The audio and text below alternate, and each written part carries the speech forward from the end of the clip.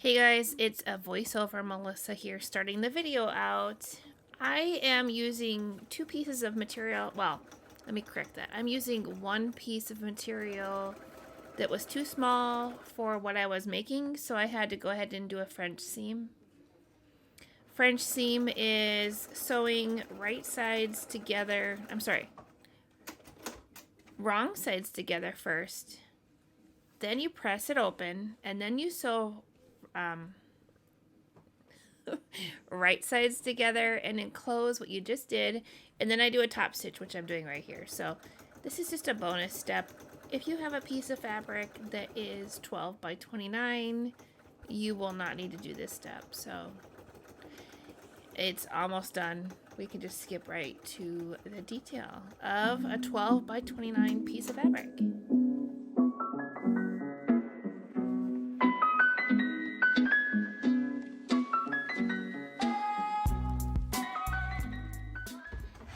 Okay, so here we are going to start out with, I had to piece my material together because my piece of material wasn't long enough.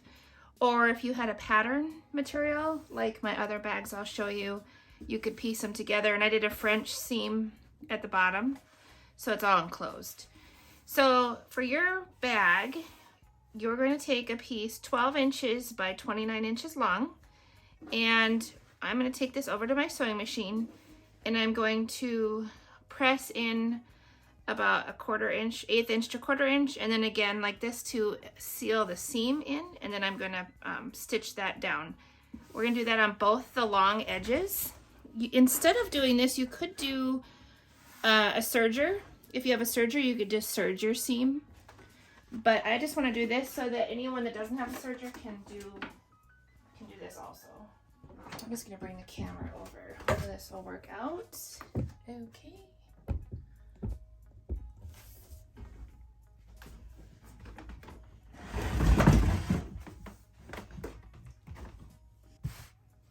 Okay, so now we're just taking our piece of material that is 12 inches by 29 inches long, and we're just going to press in the side seams so that we don't have any raw edges. Since there is not a lining in this bag,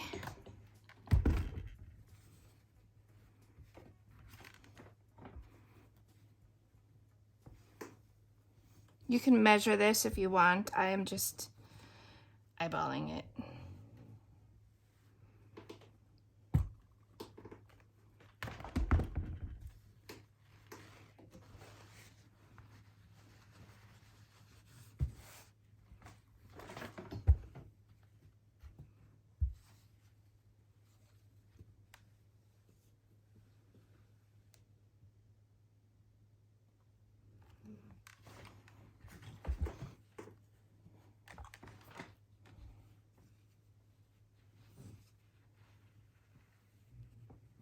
You can use these bags as a gift bag, or you can use them to store your own things in your totes. They come in so handy, and they're so easy to make. All right, so I just did both long edges in a 1/4 inch. Now I'm just gonna go in another 1/4 and press it down. And if you have a serger, you can just serge your edges if you want. I do have a serger, but I'm just trying to make this as user-friendly and beginner-friendly. So if you don't have a lot of tools or supplies, you don't need them.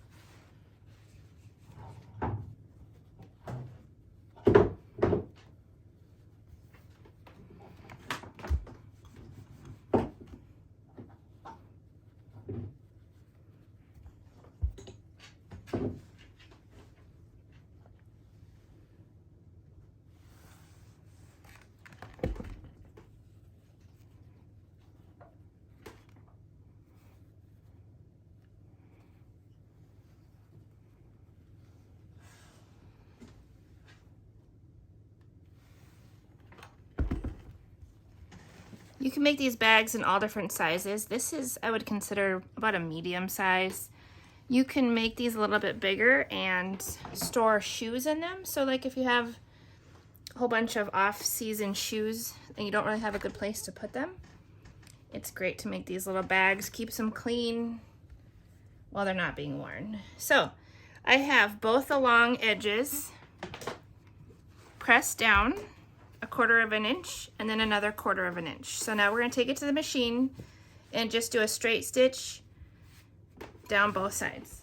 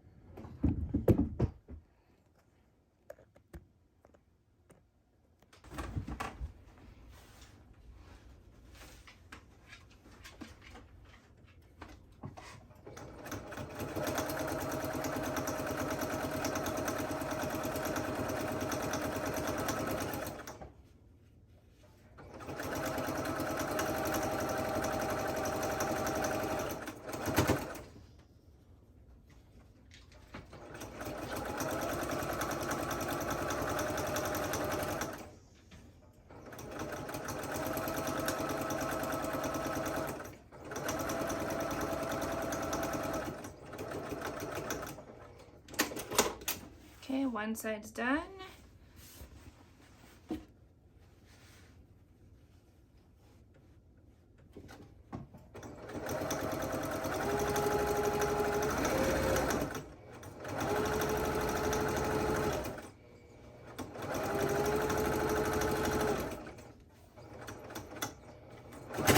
Whoops.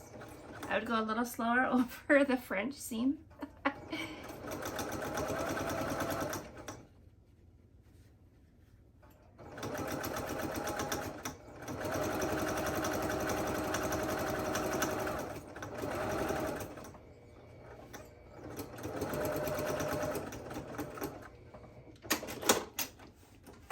Okay, that is so simple. So there we have it. We have pressed down our long seams twice, 1/4 inch each time, and then stitched it down just to seal the raw edges in, right? Now we're going to take it back to the ironing board, and we are going to press down 1/4 inch and then the full pocket of however wide we want our drawstring pocket to be. So let's take this back to the ironing board and do that.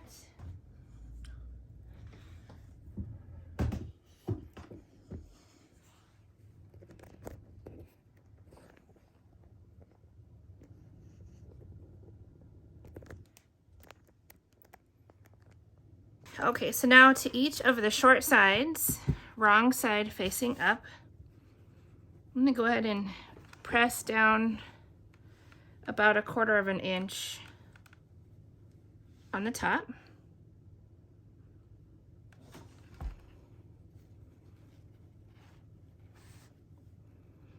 And then I'm gonna do my pocket about 1.25 inches.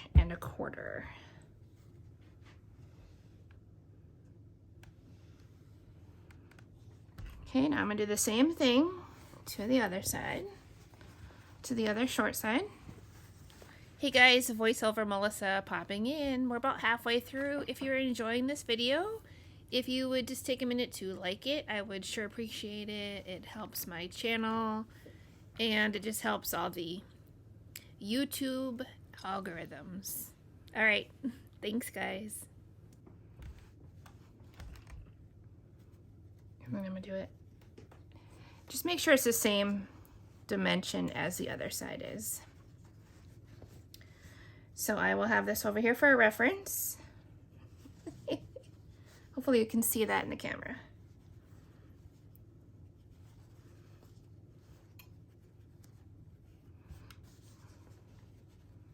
Yep, that looks good. And you don't have to be so particular on this. It's just a bag. You're just making a little bag. Okay, so I'm gonna take it to the sewing machine and I'm just gonna stitch down right there to enclose this pocket.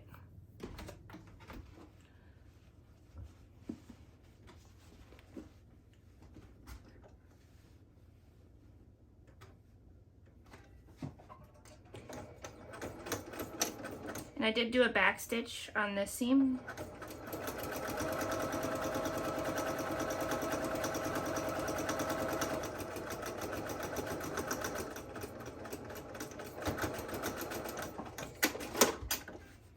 Okay, so that one's done.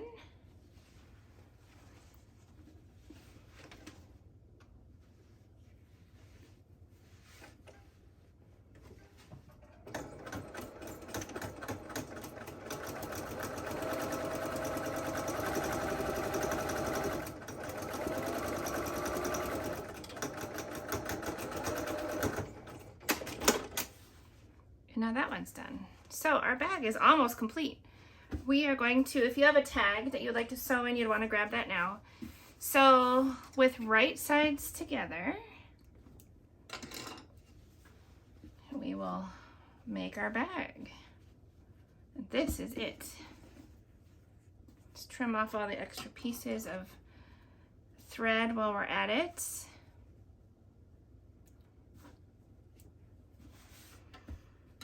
You don't have to pin this, but if you want to, you can. So we're gonna start right up here. We're not gonna sew over the opening that we left for our pocket, right? Okay, so, and I'm gonna sew to the inside just a tad from my last stitch so that that stitch doesn't show, my original stitch. I'm gonna put my tag in there the correct way, like so. And we're gonna definitely double stitch or back stitch here.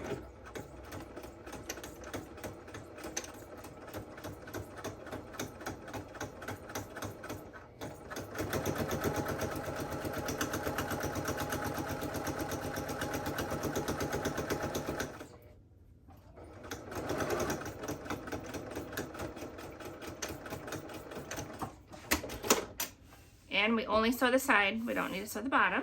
And we'll start on this side next.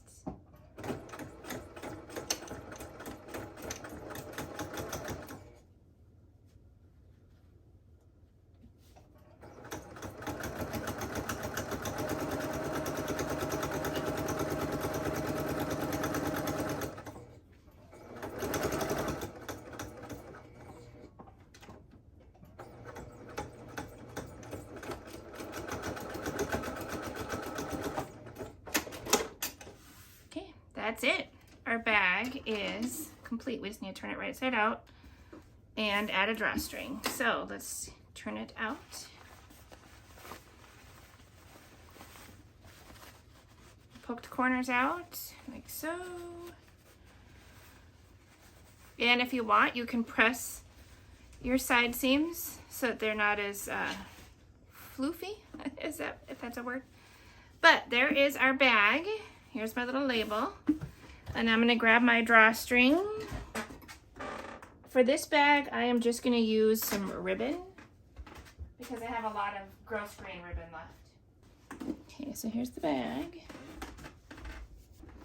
Here are my other bags that I made. These were also, they had a pattern print, so I had to do a French seam at the bottom. Otherwise it would be upside down in the back, which isn't the end of the world. But I used different color ribbons in these. So let's see what color ribbon I would like to use for this one. Okay, so I chose this goldenrod kind of a color. And it's pretty easy to figure the length. You want to give yourself a good, 4 or more inches extra. So I'm just going to double that.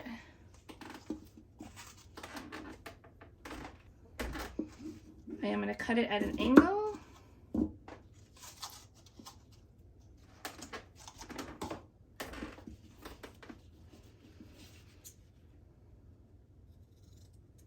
And a trick to make your, hold on, sorry.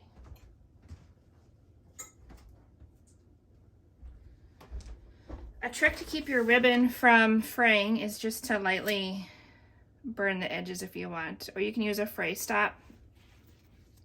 This is just how I do it.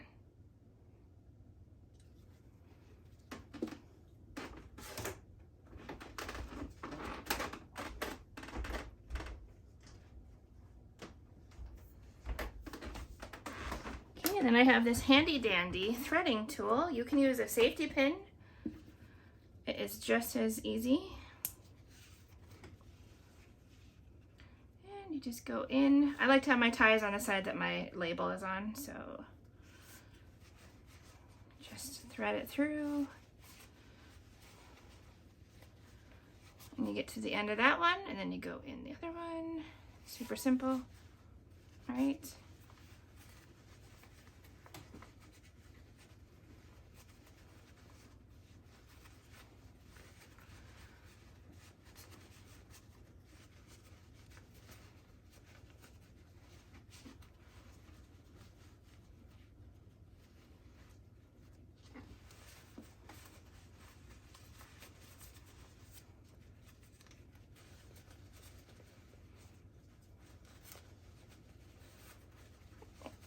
I might have got overzealous here. That's okay.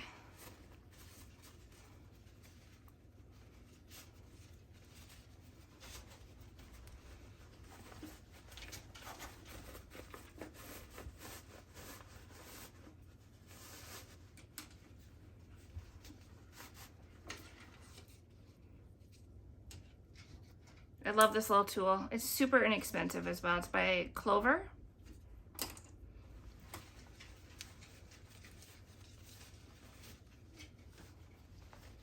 I like to make sure that my ribbon is flat inside there so it's not twisted. And then get them to the same length.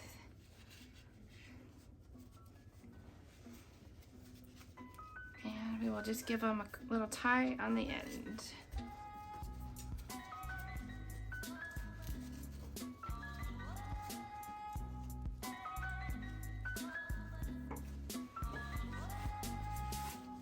So that is it. There is our drawstring bag tutorial. So this would work great, like I said, for a gift bag, for a shoe bag. You can make them any size. You can use them for traveling and organize your kids' toys or your craft projects. You can line them. You can use a PUL waterproofing if you want. Make a liner in them so that they're waterproof. You can use them at the beach. But there it is. That's it. Super simple. All right. Well, thank you guys for joining.